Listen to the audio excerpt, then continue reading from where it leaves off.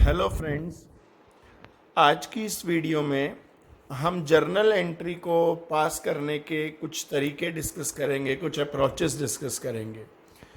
लेकिन इससे पहले कि हम जर्नल एंट्री शुरू करें, जस्ट टू रिकॉल, हमने ये दो प्रिंसिपल्स अपनी प्रीवियस क्लासेस में पढ़े थे। First one was business entity principle, जो क्या कहता था दोस्तों, business and businessman are two different things. Business and businessman are two different things. और हम जो अकाउंट्स बना रहे हैं दोस्तों, वो हम बिजनेस के बना रहे हैं, बिजनेसमैन के नहीं बना रहे। That means while preparing an accounts या while preparing your books of accounts, just think like a business organization, never think like as an owner of a business organization. तो ओनर बन के मत सोचना, बिजनेस ऑर्गेनाइजेशन बन के सोचना कि मुझे कैसे रिकॉर्डिंग करनी है, क्योंकि हम दुकान के अकाउंट्स बना रहे हैं, दुकानदार के अकाउंट्स नहीं बना रहे। तो फॉरमोस्ट थिंग, ये अकाउंट्स बनाते समय प्रिंसिपल हमेशा आपके जहन में होना चाहिए। सेकंड प्रिंसिपल जो हमने पढ़ा था, डुअल एस्पेक्ट प्रिंसिपल।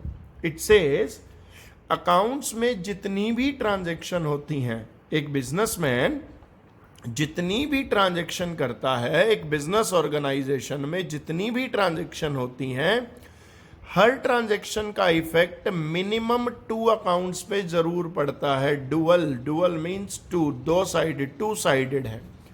तो कहते हैं इसका इफेक्ट मिनिमम 2 अकाउंट्स पे जरूर पड़ेगा।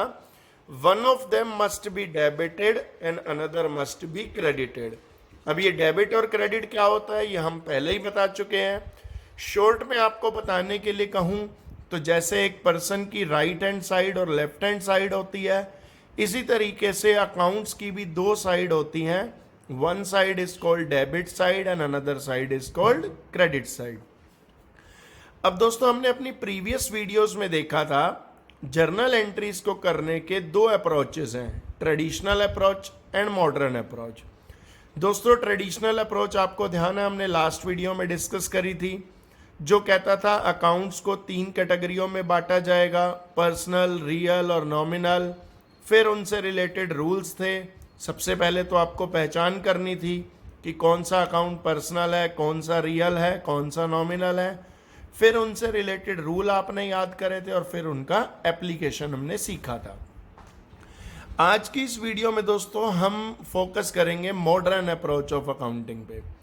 मॉडर्न अप्रोच जो मेरी नज़र के अंदर ट्रेडिशनल अप्रोच का एक इम्प्रूव्ड वर्जन है, वो कहता है इसको भूल जाओ, पर्सनल, रियल, नॉमिनल को इग्नोर कर दो, छोड़ो इन बातों को। वो कहता है कि पूरे की पूरी accounts is classified into 4 terms. इन 4 चीजों में ही बटी है पूरी की पूरी अकाउंट्स। पहली टर्म एसेट्स। एसेट्स वर्ड का मतलब आपको पता है, जब हमने बेसिक अकाउंटिंग टर्म्स पढ़ी थी तो हमने पढ़ा था हर वो चीज, anything which is in our control, which is in our possession, या जिसके अगेंस्ट हमारा कोई राइट है, वो चीज हमारी एसेट्स बन जाती है। मैं उसको थोड़ी सी और सरल भाषा में एक्सप्लेन करूं, जब भी एसेट्स वर्ड सुनो तो तुम्हारे जहन में एक वर्ड आना चाहिए, राइट। अब राइट आपको पता है, आपका किसी चीज पे अधिकार। It can be against any item और अगेंस्ट एनी पर्सन। भाई बड़ी सीधी सी बात है, राइट अगेंस्ट आइटम। आइटम का मतलब बेसिकली मैं कह रहा हूं non living things, right against person का मतलब है लिविंग थिंग्स। आपका किसी चीज में राइट जिससे आपको बेनिफिट मिले, हो सकता है वो बेनिफिट कुछ एक महीनों के लिए मिले और हो सकता है वो बेनिफिट कुछ एक साल के लिए मिले, लेकिन मिलेगा जरूर। तो जिसको हम लीगल भाषा में बोलते भी है right against person, right against anything. So हम बात करें असेट्स की, तो असेट्स का नाम सुनते ही आपके दिमाग में बात आनी चाहिए कि मेरा का मतलब है बिजनेस ऑर्गेनाइजेशन का किसी भी चीज या किसी भी पर्सन के अगेंस्ट कोई भी अधिकार। अब मैं आपको कुछ एक एग्जांपल्स देता हूं, आपको क्लियर होगा। भाई हमारी दुकान में रखा हुआ कैश, अब यार जो हमारी दुकान में कैश रखा हुआ है उस पर किसका कंट्रोल है? ऑब्वियसली हमारा कंट्रोल है। हम जो मर्जी चाहें उस कैश के साथ जो कुछ करें। Hence it is our assets. हमारे बैंक अकाउंट में रखा हुआ पैसा, obviously that will move as per our हमारी इच्छा के अनुसार चलेगा, तो इसलिए वो भी हमारी एसेट्स है। हमारी दुकान में रखा हुआ स्टॉक, ऑब्वियसली वो भी हमारी एसेट्स है, हम जो चाहें अपनी दुकान के माल के साथ करें।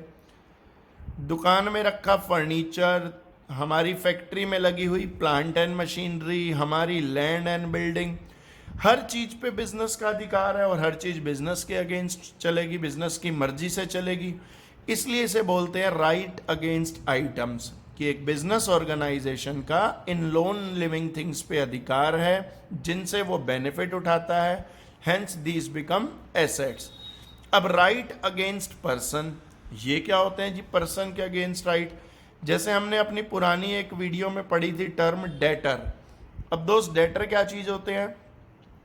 हर वो पर्सन जिसको आपने गुड्स सेल करी है, अब मैं पर्सन की बात कर रहा हूं, उसके अंदर कोई नेचुरल पर्सन भी आ गया, कोई आर्टिफिशियल पर्सन भी आ गया। आर्टिफिशियल पर्सन का मतलब कोई और बिजनेस ऑर्गेनाइजेशन आ गई। भाई मैंने किसी को गुड्स सेल करे हैं क्रेडिट पे, तो मैंने उससे पैसे लेने हैं। जब तक मैं पैसे ले नहीं लेता, या ऐसे कहें जब तक मुझे वो पैसे मिल नहीं जाते, मेरा उस पर्सन के अगेंस्ट राइट है। It is called right against person. तो इसलिए असेट्स के लिए मैंने बात करी, it can be right against any item, item का मतलब है नॉन लिविंग थिंग, और against any person it means in living personalities. तो डेटर हो गए। इसी तरीके से बच्चों एक वर्ड आएगा accrued income. Accrued income, what this term says accrued? Accrued means earned but not received. Remember, earned, आपने कमा तो लिया, उसके लिए काम तो कर लिया, बट नॉट रिसीव्ड। अब यार फॉर एग्जाम्पल मैं आपको एक टीचर की ही बात बताऊं, भाई मैं एक टीचर हूं, मैं किसी को ट्यूशन पढ़ाता हूं, मैंने 1 महीना ट्यूशन पढ़ा तो ली, लेकिन अभी तक मेरे को उसके बदले के पैसे नहीं मिले। या फॉर एग्जाम्पल मैंने अपने स्कूल में 1 महीना काम कर तो लिया, बट अभी तक उसकी मुझे सैलरी नहीं मिली। तो मैंने अपनी एफर्ट तो कर दी, मैंने अपनी सर्विस तो प्रोवाइड कर दी, लेकिन अभी तक मुझे उसके बदले में पैसे नहीं मिले हैं, तो पैसे लेने हैं मैंने। It will become my accrued income. अब एक अच्छा बच्चा कहता है सर इस हिसाब से तो डेटर और एक्रूड इनकम सेम सी बात हो गई। ऑलमोस्ट सेम ही है, बस डेटर वर्ड हम स्पेसिफिकली उस पर्सन के लिए यूज करते हैं जिसको हमने अपनी गुड्स या वो सर्विसेज रेंडर की हैं जिनमें हमारा बिजनेस है, जिस चीज का हम काम करते हैं। फॉर एग्जाम्पल मैं डॉक्टर हूं, मैंने किसी क्लाइंट को कंसल्टेशन दी, उसके पैसे मिलने बाकी हैं, भाई वो भी तो सर्विस तो मैंने कर दी, पैसे मिलने बाकी है, but because it is related to my main business activity, तो हम उसको डेटर की कैटेगरी में डाल देते हैं। कोई अदर एक्टिविटी करी, वहां से पैसे आने हैं, उसको हम एक्रूड इनकम की कैटेगरी में डाल देते हैं। बेसिकली दोनों का मतलब वही का वही है। तो आई बिलीव एसेट्स वर्ड का मीनिंग समझे होंगे। लायबिलिटी, दोस्तों जैसे असेट्स वर्ड का नाम सुनते ही दिमाग में बात आती है राइट, किसी तरीके का कोई अधिकार है हमारे पास। इसी तरीके से लायबिलिटी वर्ड का नाम सुनते ही दिमाग में टर्म आनी चाहिए रेस्पॉन्सिबिलिटी। रेस्पॉन्सिबिलिटी, अब रेस्पॉन्सिबिलिटी किसकी तरफ? ब्रॉडली बात करूं तो बेटा ये रेस्पॉन्सिबिलिटी भी 2 हिस्सों में आती है, एक्सटर्नल और internal. What is meant by external and internal? External मतलब टुवर्ड्स आउटसाइडर, इंटरनल मतलब टुवर्ड्स इनसाइडर्स। अब ये भी पता होना चाहिए भाई आउटसाइडर कौन होते हैं और इनसाइडर कौन होते हैं। तो अगर मैं आउटसाइडर की बात करूं, एक्सटर्नल्स की बात करूं दोस्तों, तो क्रेडिटर्स, हमें मालूम ही है टर्म क्रेडिटर, हर वो पर्सन जिससे हमने गुड्स या सर्विस उधार पे ली हैं। अभी तो हम दे रहे थे, अभी हमने गुड्स या सर्विस उधार पे ली हैं, तो डेफिनेटली हमें उसके बदले पेमेंट करनी पड़ेगी। तो that will become our liability because we have a responsibility towards that person. उसी तरीके से दोस्तों हम बात करें बैंक लोन, आपने बैंक से कोई लोन लिया है, ऑब्वियसली बिजनेस ऑपरेट करने के लिए लोन लिया है, लेकिन उसका ये मतलब थोड़ी है कि लोन लोगे और वो पैसे कभी बैंक को वापस ही नहीं लौटाओगे। ऑब्वियसली वो हमें ईएमआईज में पैसा बैंक को देना पड़ेगा। तो that is our liability. Unless and until हमारा सारा पैसा क्लियर हो जाए बैंक की तरफ, तो जितना भी आउटस्टैंडिंग है विल बिकम अवर लाइबिलिटी। इसी तरीके से the next term is outstanding expenses. Outstanding word आपने बचपन में बहुत सुना होगा। टीचर अपनी कॉपी में भी, हमारी कॉपी में लिख के देते थे ब्रिलियंट, स्टार, आउटस्टैंडिंग। उसका मतलब तो होता था बहुत अच्छी परफॉर्मेंस, लेकिन यहां उसका ये मतलब नहीं है। अब आउटस्टैंडिंग एक्सपेंसेस का क्या मतलब है? ऐसा कोई भी एक्सपेंस जिसके बदले की सर्विस आपने यूज तो कर ली और उसकी पेमेंट की ड्यू डेट भी आ गई, लेकिन अभी तक आपने उसकी पेमेंट नहीं करी है।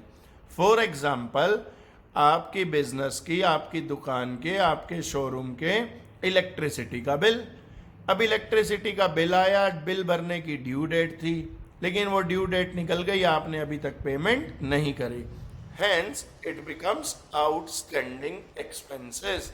उसी तरीके से आपकी दुकान पे नौकर काम करता है कोई, आपने पूरा महीना उसकी सर्विस तो यूज कर ली अपने एम्प्लॉय की, लेकिन अभी तक आपने अपने एम्प्लॉय को पेमेंट नहीं करी है, तो that becomes your outstanding expenses. देखो, एक्रूड इनकम और आउटस्टैंडिंग एक्सपेंसेस, एक ही एग्जांपल में दोनों चीजें समझाता हूं। एक्रूड इनकम में मैंने क्या कहा था? एज ए टीचर मैंने स्कूल में काम कर लिया, लेकिन अभी तक मुझे सैलरी नहीं मिली।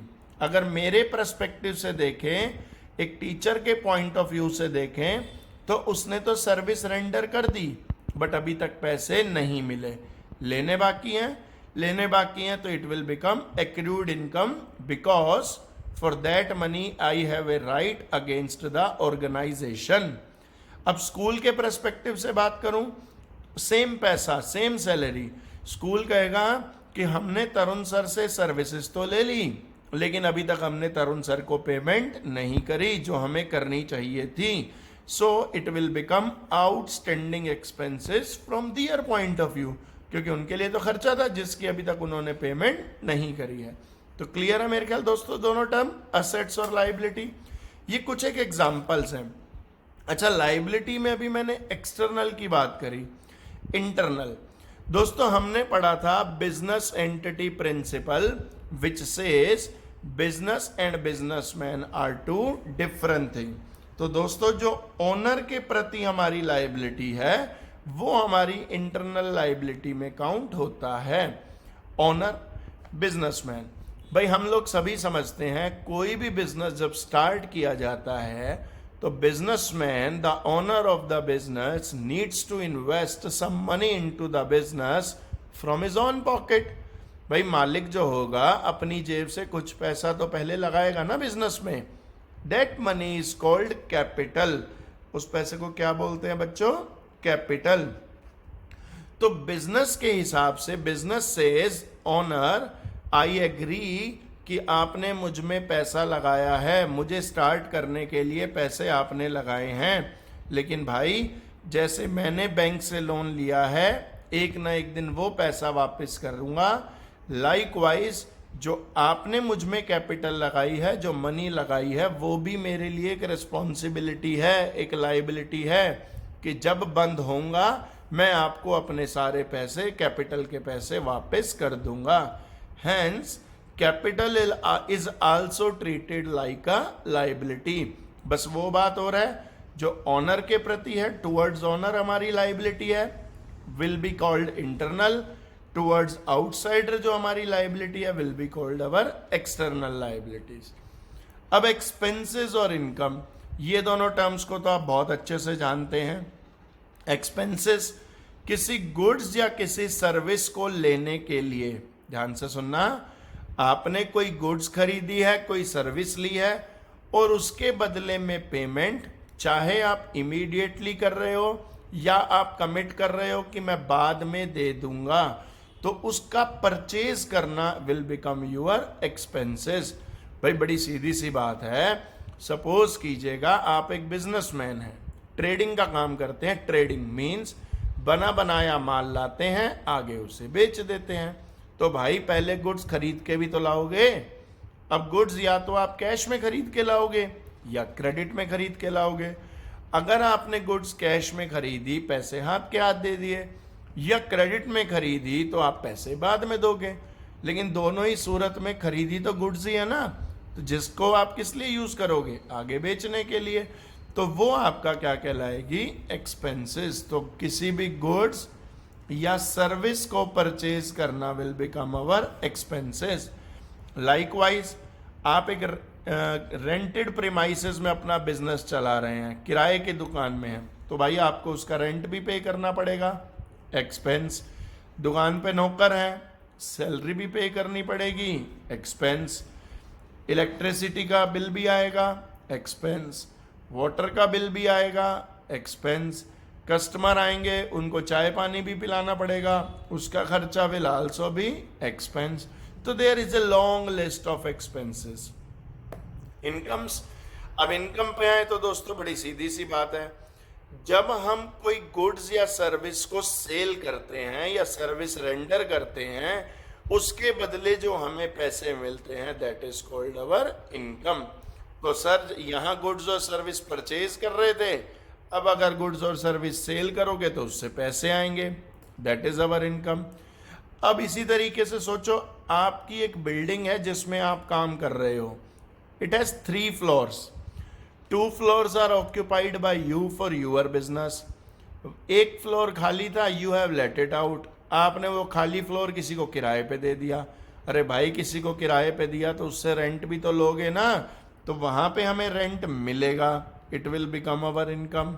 ठीक है, आपके पास स्पेयर पैसे पड़े थे, आपका दोस्त आया कि यार मेरे को पैसे उधार दे दे, बदले में इंटरेस्ट ले लेना, तो आप उससे इंटरेस्ट लोगे, ये आपके लिए इनकम। तो इस तरीके से हम एक्सपेंसेस और इनकम टर्म्स को तो समझते ही हैं। अब बात आती है मॉडर्न अप्रोच के थ्रू एप्लीकेशन ऑफ रूल्स की। तो दोस्तों जैसे हमने देखा, as per modern approach entire accounts is being classified into 4 words. What are those 4 words? Assets, liabilities, expenses and income. अभी के लिए हमें क्या याद रखना है? For the time being, all the assets and all the expenses have debit balance. All the expenses and all the assets have debit balance, while all the liabilities and all the incomes have credit balance. अभी के लिए हमें याद रखना है भाई, जैसे हमारी भी होता है ना, कोई human being naturally right handed होता है, कोई नेचुरली लेफ्ट हैंडेड होता है, उसी तरीके से ये इनकी नेचुरल साइड्स की बात है कि all the assets have debit balance as well as expenses have debit balance, while all the liabilities and all the incomes have credit balance. इनका मतलब क्या है बैलेंस? इसका मतलब these are always debited and these are always credited. वैसे ये बात कहाँ से आई? बच्चे कहते हैं जी क्या हम इसको आप क्रैम करा रहे हो हमें? नहीं सर, अकाउंट्स में एक एक चीज का लॉजिक है, एक एक चीज का। जस्ट टू क्लैरिफाई, जरा असेट्स के ऊपर आ जाते हैं, खासकर वो बच्चे जिन्होंने ट्रेडिशनल अप्रोच भी सीखी है। अभी हमने देखा एसेट्स के अंदर क्या थे हमारे examples, cash, bank, stock, furniture, machinery, building, ये सब एग्जाम्पल थे हमारी एसेट्स के। अब अगर हम ट्रेडिशनल अप्रोच पे जाएं तो ये सारे अकाउंट कैश, फर्नीचर, बिल्डिंग कौन सी कैटेगरी में आते थे? ऑब्वियसली सारे के सारे रियल कैटेगरी में आते थे। अब रियल अकाउंट का रूल क्या था? Debit what comes in, credit what goes out. Obviously अगर ये चीजें हमारे पास हैं तो आई होंगी ना, तो डेबिट व्हाट कम्स इन हुआ होगा, इसलिए दे हैव डेबिट बैलेंस। तो जब आई होंगी तो आपने डेफिनेटली उनको डेबिट किया होगा, hence they always have debit balance. Expenses, expenses हमारी कौन सी कैटेगरी में आते थे? ट्रेडिशनल अप्रोच के हिसाब से आपने देखी है नॉमिनल में। नॉमिनल का रूल क्या कहता था दोस्तों? Debit all expenses and losses. इसका मतलब जितने भी एक्सपेंसेस हैं, जितनी भी लॉसेस हैं, उनको डेबिट कर दो। वही चीज मॉडर्न अप्रोच ने उठाई है, बस तरीका अलग कर दिया। अब बात करें लायबिलिटीज और इनकम की, तो सर लायबिलिटी, अब लायबिलिटी किसे कहते हैं भाई? जो हमने पैसे किसी को देने हैं, क्रेडिटर्स, लोन, आउटस्टैंडिंग एक्सपेंसेस, ये सारी चीजें हमारी क्या होती हैं? लायबिलिटीज होती हैं। अब यार लायबिलिटीज की बात करें, आपने किसी को पैसा देना है, सपोज कीजिए हमने किसी से गुड्स उधार खरीदी, हमने राहुल से गुड्स उधार खरीदी। अब राहुल कौन सा अकाउंट हुआ? ट्रेडिशनल अप्रोच के हिसाब से जाएं, पर्सनल अकाउंट। पर्सनल का रूल क्या कहता था? Debit the receiver, credit the giver. अब जरा भाई राहुल की शक्ल देखो, राहुल इज रिसीविंग समथिंग या Rahul is giving something?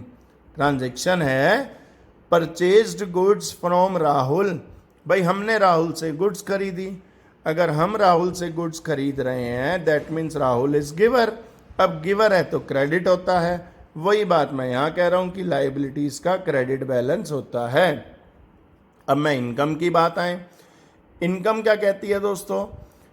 Nominal account. Nominal account का रूल क्या कहता था? Debit all expenses, credit all income. अगर एक्सपेंसेस हो तो डेबिट कर दो, इनकम हो तो क्रेडिट कर दो। यही बात हम कह रहे हैं कि इनकम्स आर ऑलवेज क्रेडिटेड। तो मॉडर्न अप्रोच की जो आत्मा है वो मोटे मोटे तौर पर ट्रेडिशनल से ही निकली है, सिर्फ एप्लीकेशन अलग हो जाएगा। तो फॉर द टाइम बिंग दोस्तों हम याद रखेंगे कि assets and expenses have debit balance while liabilities and incomes have credit balance. अब भाई जो सबसे इंपॉर्टेंट चीज होगी, the most important point to be remembered is, अगर हमें किसी की वैल्यू इंक्रीज करनी है, इन चारों में से किसी ट्रांजैक्शन का इफेक्ट ऐसा पड़ा कि हमें वैल्यू को इंक्रीज करना है, तो जिसको इंक्रीज करना है उसकी नेचुरल साइड पे लिखेंगे। फॉर एग्जाम्पल फर्नीचर खरीदा, हमारे पास फर्नीचर आया तो फर्नीचर नाम की एसेट्स बढ़ गई। अब एसेट्स बढ़ गई तो एसेट्स की नेचुरल साइड पे लिखेंगे। अब एसेट्स की नेचुरल साइड कौन सी होती है बच्चों? Debit side. तो उसको डेबिट साइड पे लिखेंगे, इसको आप नेचुरल साइड कह दो या सेम साइड कह दो, कि जोन सा बैलेंस होता है उसी साइड पे लिखा जाएगा। एक्सपेंस, हमने अपने एम्प्लॉय को सैलरी पे करी तो obviously salary will become your expense, same side पे लिखोगे। सेम साइड कौन सी है उसकी? Debit side. अगर और इंक्रीज करनी है, क्रिएट करनी है तो, और अगर हमें किसी चीज की वैल्यू डिक्रीज करनी है तो उसकी साइड रिवर्स कर देते हैं। मैथमेटिक्स में तो बच्चों हम क्या करते थे? माइनस कर दिया करते थे, बट अकाउंटिंग में there is no such minus. In accounting plus means same side, your natural side, and minus means opposite side, the reverse side. जैसे अभी मैंने कहा कि फर्नीचर खरीदा, अब फर्नीचर खरीदोगे तो दोस्तों फर्नीचर भी आएगा लेकिन कैश भी तो जाएगा, भाई पैसे भी तो दोगे। तो आपकी फर्नीचर नाम की एक असेट्स तो बढ़ रही है लेकिन आपकी कैश नाम की दूसरी असेट्स कम हो रही है। तो जो आपकी फर्नीचर नाम की असेट्स बढ़ रही है, इंक्रीज करनी है तो नेचुरल साइड, उसे डेबिट कर दो। लेकिन कैश नाम की असेट्स कम हो रही है, डिक्रीज करनी है, उसको रिवर्स कर दो, यानी कि क्रेडिट साइड। तो ये बेसिक फंडा है आपकी मॉडर्न अप्रोच का। अब अगली वीडियो के अंदर दोस्तों हम इसका एप्लीकेशन सीखेंगे, कुछ एक ट्रांजैक्शंस में उसमें लिखूंगा और उनको अप्लाई करना सिखाएंगे। ठीक है दोस्तों, इतना आप इसको ध्यान से देखिए। Thank you.